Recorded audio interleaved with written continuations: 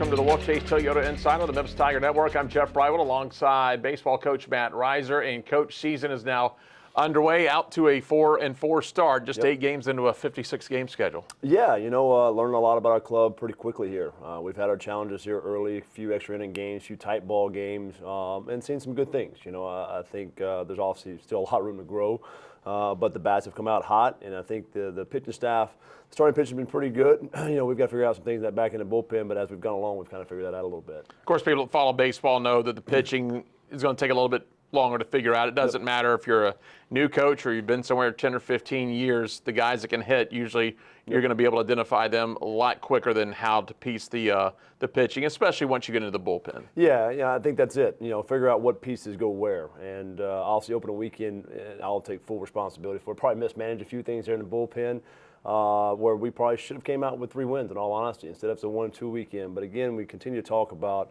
just the process of it. How are we handling things? How are we moving forward from adversity and with success? And so, I thought we did a good job of responding to that this past week with a 3-2 week. Played some offensive teams there in Little Rock and Bowling Green that swung bat very, very well, but we were able to manage our runs as well to get out, 3-2 in the week. Overall, you take a look at the sample through 8 games. Offense producing pretty well, 8 runs a game right now through the first 8 ball games. Yep. Starting pitching has pitched well for you, and again, got to piece things together in the bullpen. But you mentioned the game last week where you tied a school record with 7 home runs in that midweek game. Yeah, honestly, we knew we were going to be offensive and be able to score some runs. We had some strength at the plate. I think now it's just a matter of learning the system of how to score runs when we can't hit home runs, right? The 7 home runs we hit on Wednesday night, I don't think we scored a single run outside of a home run.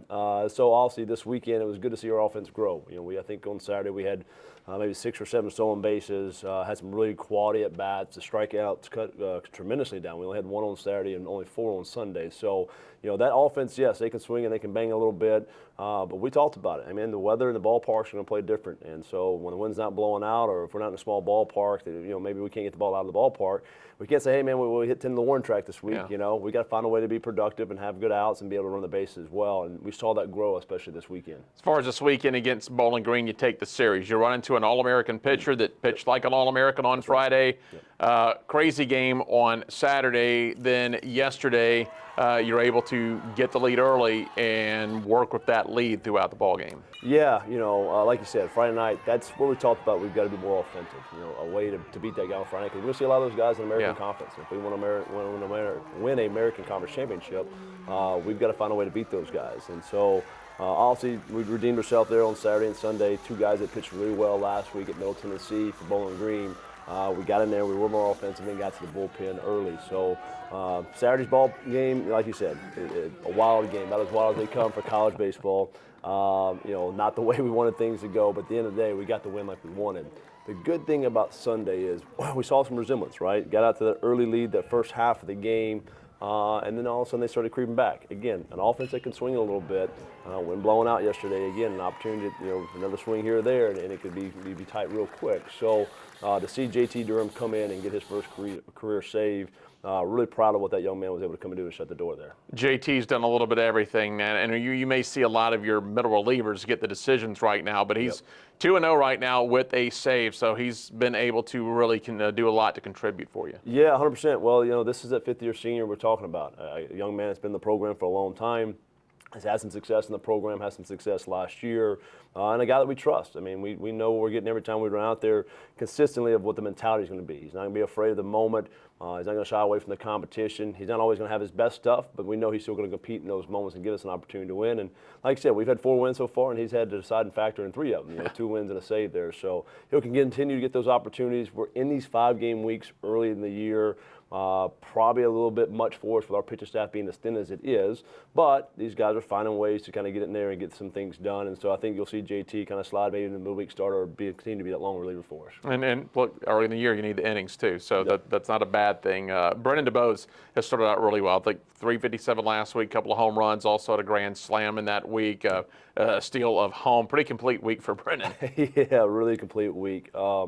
We kind of run a 2-catcher system with him and Jonah, and Jonah's done a really good job behind the plate. The bat hasn't kind of come along quite as quickly as obviously Brennan has, but both of these young men have been back there competing their tails off, and you've seen what he's done on the field, but off the field, leadership-wise, did a fantastic job. Anytime I've made any moves, a pitch hit for him, I think it was last week, and it was like, hey, man, dap the guy up and let's go. Get the lefty in there, and, good luck to you, CJ, go get him. So the amount of teammate he's been has been just as impressive as his play on the field as well. So I think those translate, to be honest with you. I think when you have that type of mentality, that selfless mentality, and, man, I want to do whatever we need to win, don't question, the decisions we're making, makes it a lot more fluid to be able to go and do what we need to do and have success. So he's been fantastic for us out the gate, has really come up big, like you said, the big grand slam yesterday, takes the lead in a 2-2 game.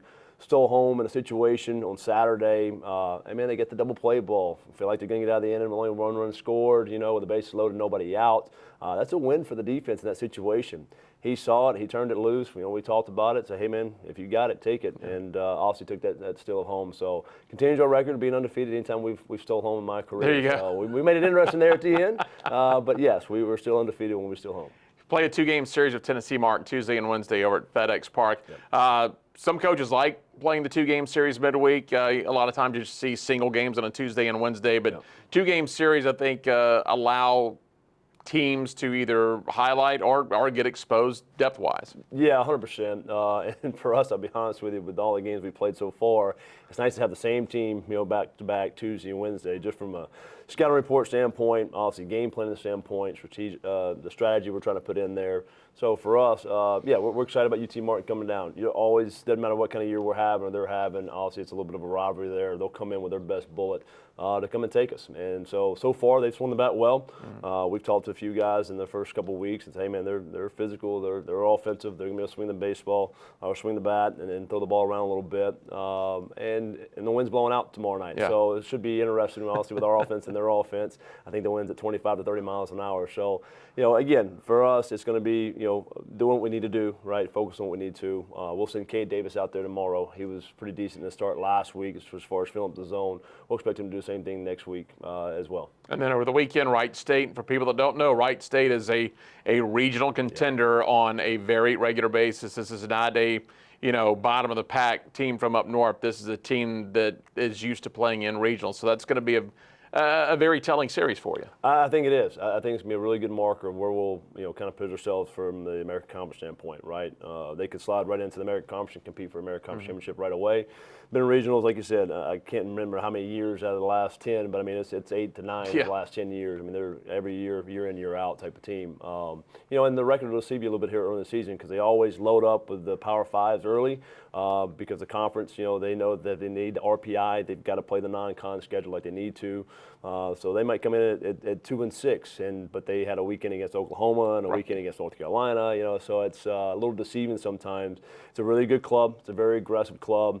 They know how to score runs. They'll run the bases. They'll hit homers. They'll have some real arms on the mound that will be very comparable to what the conference will see roll out as well. So for those folks at home who don't know Wright State, I think you could probably compare them to East Carolina. Pretty comparable. The guys that know how to go out there and get after, and they're always gritty and they know how to win. So it'd be a great test for us this weekend and a great week for us to get back on track. Final thing, because I know you always want to hit this because you've been very vocal and adamant about it. You look at the games over the weekend. Yep. You look down the line, there's half a dozen tents. There's your cooking club grilling out. You look at the deck in left field, nice student turnout for the Saturday game, and that's something you want to continue to hammer. Yeah, absolutely. I mean, that home field advantage and that environment is critical for us, from a recruiting standpoint, from a playing standpoint, just from a university standpoint. We've got to have people involved. And so I think our count was a little bit low on attendance on Saturday. I counted personally, right, from what the number we reported, but I want to count everybody that's in that ballpark.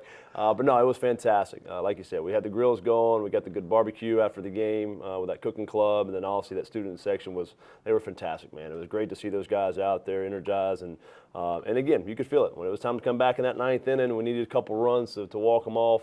A big component of that was that environment, that energy we were feeling in the ballpark with all those folks there. All right, Coach, as always, we appreciate it. We'll see you out at the ballpark this week. Appreciate you, Jeff. That is Matt Reiser with the Wolfchase Toyota Insider on the Memphis Tiger Network.